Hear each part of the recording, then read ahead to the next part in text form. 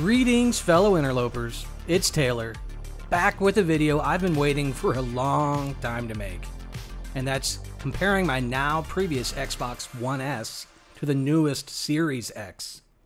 For all you PlayStation fans out there, I'm sure you'll still find this interesting, since the Series X and PS5 are pretty comparable in graphic capabilities. Oh man, I can actually feel a ton of PlayStation fans typing into the comments section as I speak. Please be gentle. So let's jump in. I'm not going into the deep grass when it comes to tech specs, but a few highlights are worth noting when comparing my beloved One S with the next-gen X. First and foremost, the GPU name really tells the full story here. The One S uses the Durango, while the latest X uses Scarlet. No contest on the name game here, not even a question. But seriously, the One S was impressive in its day with a 914 MHz clock speed, but the X has about double that. But as we'll see shortly, when you look at things under the render configurations, it's easy to explain the disparity between the two consoles. I have zero clue what any of this stuff is, but man, shading units sounds kinda important to me, and the X has over 4 times the amount of the One S. The person who developed this is slightly smarter than me. Slightly. But graphics don't tell the full story here, so after a few comparisons, we'll take a look at load times within the game, like restarting an autosave, as well as warping from one system to another. What do you think? Will these two be that different? Yeah, enough with the stats, right? Let's get into the nitty-gritty of how all this stuff actually translates in the No Man's Sky universe. First off, you know it, you love it, the centerpiece of any gameplay, the space station. Just coming in for a landing and taking a look around, it's pretty obvious which is which. The level of detail in something as boring as a space station floor just springs to life on the X. Even if you don't actively stare at the ground, I've always said that even the smallest of things contribute to the overall sense of immersion in a game, whether your conscious brain realizes it or not. This is a prime example. I will say though, the suit render is very similar.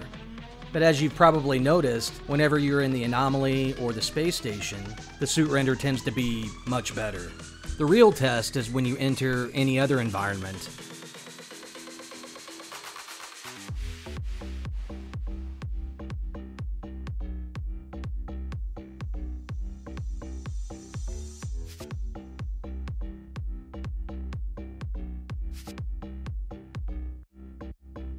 Don't ask me why, but this oil spill fascinates me from a rendering standpoint because both do a pretty good job of that oil look.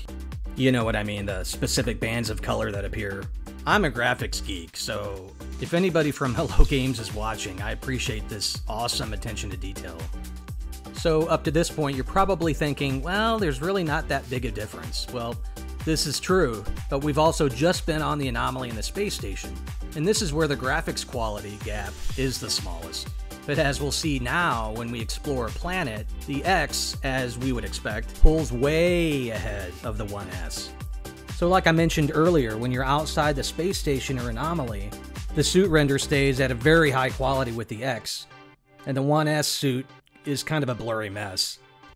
And the big difference in detail really becomes evident when you take a look at fauna. And here I went to the same planet and had a sentinel battle. And even though we're in the middle of a storm, you can see the X maintains its sharpness. Alright, so now we're going to look at load times. One thing to point out is the Series X has a solid-state drive, which in and of itself is a huge upgrade. But when I was playing on the One S, No Man's Sky was actually on my own external SSD. So let's see how big a difference there is with load times. And there's no better place than just loading up the game from the main menu.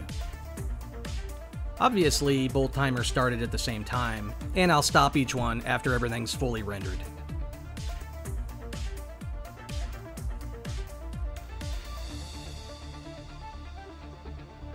Alright, looks like the Series X loaded the game in 16.3 seconds, and the One S is still going.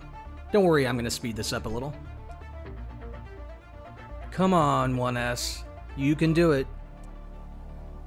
Wow, so coming in at 1 minute 8 seconds is the 1S. Almost a minute behind the Series X, which feels like an eternity when you're waiting for the game to load. And just for comparison, I did load No Man's Sky directly onto my 1S, and the load time ended up being 46 seconds, so needless to say I was thoroughly confused, because I thought the external solid state would have been a lot faster. Now let's see how long it takes both consoles to warp from the same starting and ending systems.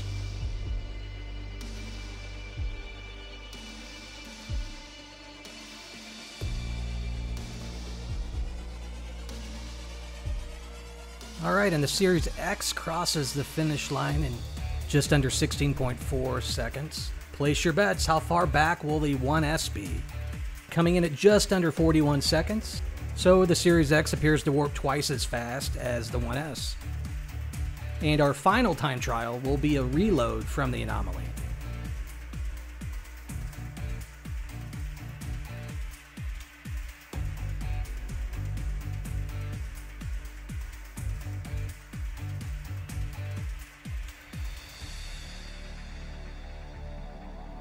And the Series X comes in at 10.5 seconds, not too shabby. So in this particular case, the X is actually 3 times faster than the 1S. Interesting. Well, that concludes our side-by-side comparison.